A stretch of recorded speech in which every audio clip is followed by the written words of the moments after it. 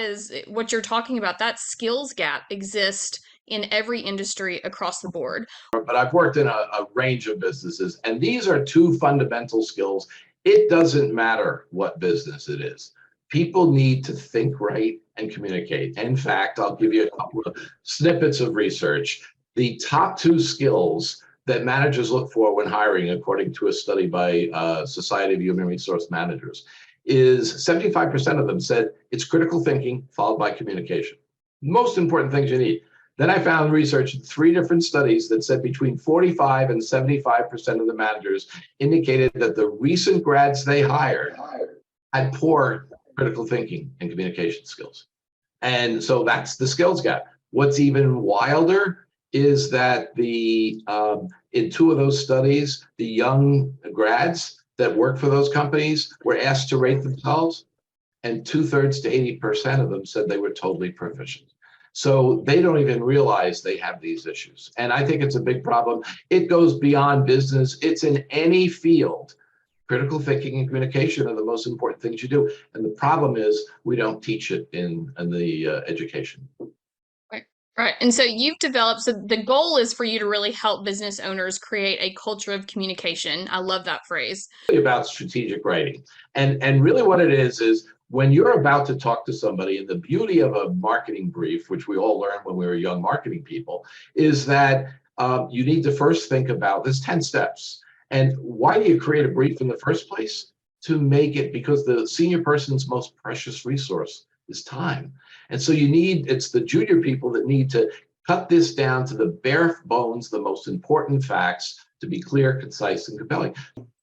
Why do you think it is that, do you have a theory about why you think critical thinking skills and writing skills are getting worse, not better? But the more I dug into the research, what I found was first that teachers get very little training teaching writing.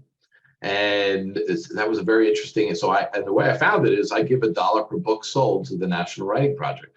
And this is a 50-year-old organization of teachers teaching teachers to teach writing, because they admit they don't get taught to teach writing. They have very few classes in it. And these are the teachers. And then only like 50% enjoy teaching writing because they don't know how to do it. It's very hard. So the foundation here, my phrase is, to write is to think. So if we're not training people to write, even the teachers to teach writing, that's the foundational issue. Secondly, students get very little practice writing.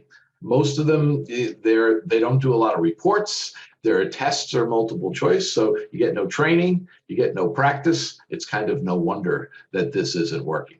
But then I was like, well, those are almost not causes, but they're part of the problem. What's the thing we're missing? And I believe I found the missing link, because when you start out in grade school, you learn descriptive, expository, and narrative writing. And they're great for learning sentence structure and grammar and vocabulary and punctuation. Then you go to high school or junior high, and you learn about persuasive or argumentative. And those are important. They're the beginning of critical thinking. But what is it? It's an English teacher saying, here's option A, option B. Give me your 3 to 5 paragraphs to persuade me why you're right. Perfect. It's important. But that's where education ends. It doesn't teach what I refer to as strategic writing. What is strategic writing? Well, you need to start with reality and analyze a situation, identify problems, develop some objectives, and create solutions to achieve those objectives.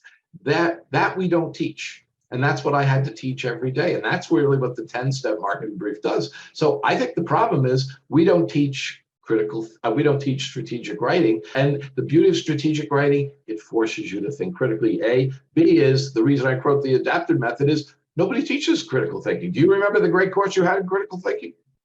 You didn't have one. If you had one bit of wisdom or experience that you could share with our listeners, what would that be? Oh, I would say to you said it before, is to focus on it, make it a priority to create a culture of communication. Try to be precise with keywords and concise with key phrases. If you focus on that, I love bullet points. Quick, quick, quick. You need that person to look at that thing and in 2 minutes read it and be able to, the senior person, and respond. So I just don't think we teach the basics I think that's my favorite quote so far from you, Jim, is be precise with your keywords and concise with your key phrases. I love that. I think that's a great kind of summary and a great template for a way to think about things.